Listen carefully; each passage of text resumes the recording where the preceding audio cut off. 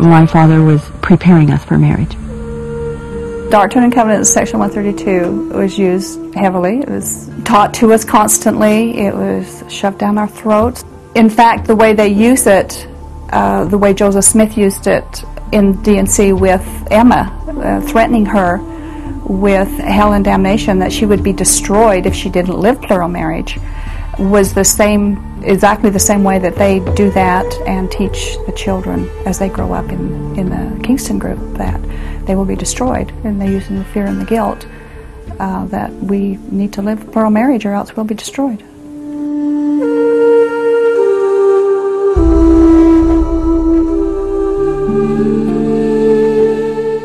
Mary and I always had a great relationship when we were young. She was always my favorite sister, and we had a close relationship, and then she just up and vanished. My wedding day was, bar none, the saddest day of my life. I tell people I've been to happier funerals. I was leaving all that I knew and loved and going with a man that I barely knew. And to what situation in his family, how many wives, I hadn't a clue. How many children, where they lived, I knew nothing. There was a horrible thunderstorm that day, and I remember sitting there in the car with my mother and my father and just praying, Lord, knock one of these trees over on us and kill us. I'd rather die. I'd rather die. I begged God to take me. Car accident. Lightning, please, from heaven strike me. I don't want to do this. How old were you then?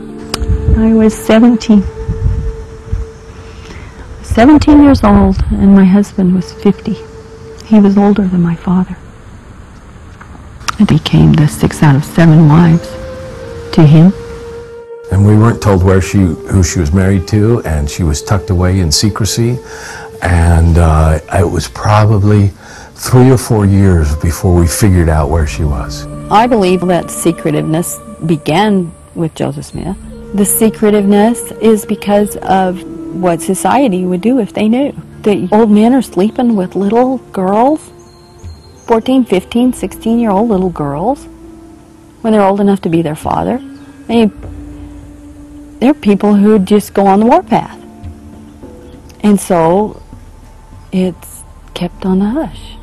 I was pursued from the time I was 14 by several of the colony men, and ended up marrying Verlin LeBaron, who was the prophet Joel's younger brother. And I became his 6th wife. He was 38, and I was a week past my 15th birthday.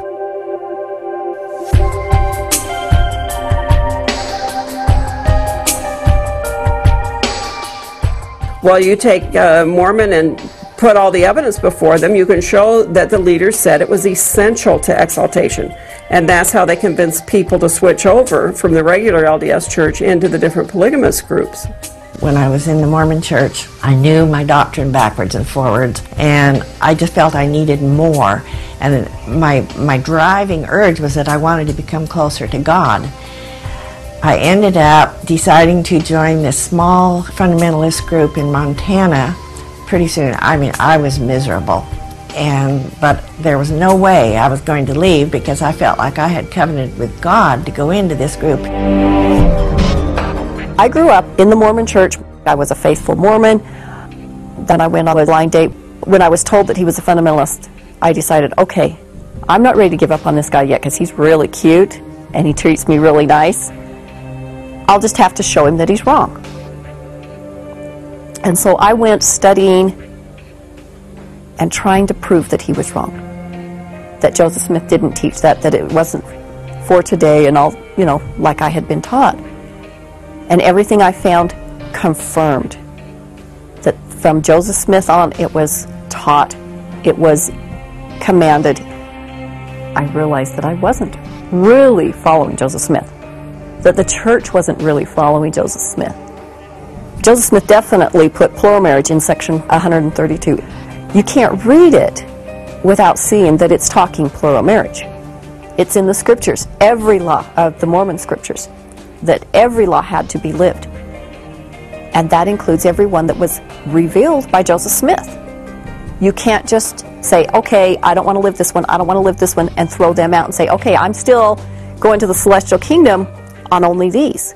If you're going to say Joseph Smith was a prophet, and he revealed the true gospel of God, and he said nothing can be changed, and Brigham Young said nothing can be changed, John Taylor said nothing can be changed, then you have to take all of it, and you have to live all of it, no matter how hard it is, no matter what suffering or persecution you go through. You have to live every bit of it. I did marry the guy that I had been on the blind date with, so I got married into fundamentalism. When I was sealed into a plural family, there was the man that I was sealed to, and there were the 3 other wives, and they all had to hold my hand over the altar, and they all had to make a covenant, and they all had to say that they did agree to the marriage. I was raised as a 7th-generation Mormon. The goal of my life was to follow Joseph Smith and to conform to his teachings. As I studied the Journal of Discourses, one of the things that struck me was just the emphasis on the plurality of gods. Not only that, but the teaching of polygamy was very prominent there, and the teaching that in order to become gods, that men and women had to enter into this principle. It would be inconsistent with early Mormon teaching to believe that you can become a god without entering into polygamy. So I made the decision to come out here to Manti. The LDS Church excommunicated me, not so much for believing these things, but for my having been baptized into a splinter group or a sect. People will say, well, you joined the TLC because you're just a man who was after sex. I say, no, I'm a man who wanted to live consistent with the teachings of my church and with the teachings of Joseph Smith, who I believed to be a prophet of God, and Brigham Young, who I believed to be a prophet of God, because that's what I was taught. And I loved Joseph Smith with all my heart, because that's what you're told a lot, you know, it's all about him. I had to do everything that Joseph Smith said I had to do, plural marriage, all of it, or I couldn't be with God, and my greatest fear is that I wouldn't be with God. So I just felt like that's what I had to do. And then when I married, that's what he wanted. And so that began our search into finding a polygamous group to belong to. I was excommunicated in the Mormon church. There's my family all weeping and oozing, and they're just thinking, oh, Mom's lost. And my mom was just, my daughter's lost. If Joseph Smith, Brigham Young, and John Taylor were in the mainline Mormon church today, they would be excommunicated for practicing polygamy. If the people in the Mormon church today were back in the time of Joseph Smith or Brigham Young or John Taylor, they would not be considered Mormons, because they do not hold to the most important doctrines that they held to at that time. They don't have plural marriage. That was the big selling point to get you into fundamentalism. That was the main selling point to get you in.